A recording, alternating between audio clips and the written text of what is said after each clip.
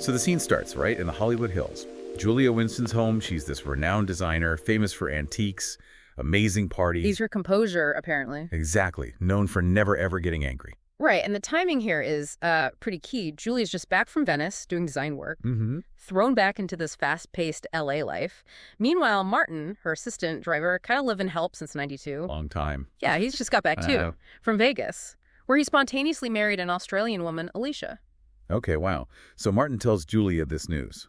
Uh-huh. And Julia, just like that, decides, we're having a wedding party tonight. Spontaneous seems to be the theme here. Totally. And she's even going to bake the cake herself. Yeah. A beautiful wedding cake. Sounds lovely, right? It gets a bit sudden. It does.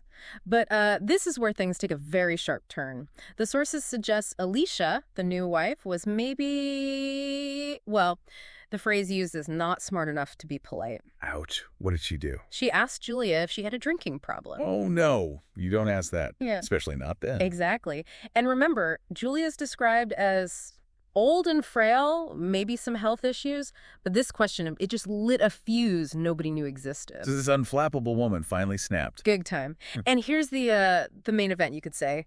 Julia, totally enraged, picks up this beautiful cake. The one she just baked. The very one, hoists it over her head and just launches it at Alicia. Oh, wait, did it hit her? Alicia dodged, so the cake misses her, slams against the wall. Oh, the mess. And then splatters all over the kitchen floor. Well. And it gets, let's say, more textured, because immediately after it hits the floor, the pets get involved. Pets? Yeah, 3 dogs and maybe 2 or 3 cats. They were apparently interacting with the smashed cake on the floor. Oh, my God. So, cake, floor, pets.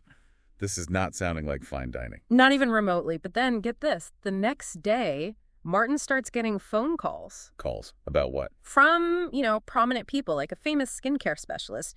They're calling to apologize for missing the party. Okay. And they're specifically praising the amazing crumble cake. They're praising the smashed pet-licked cake. That's the moment Martin realized the crumble cake they were talking about was that cake, the throne cake, the floor cake. That's insane. It's a perfect, if slightly disgusting, Hollywood fable, isn't it? How something so messy becomes history, and it really shows you how easily things get reframed, especially in that kind of environment. Celebrity exclusivity, it creates its own reality.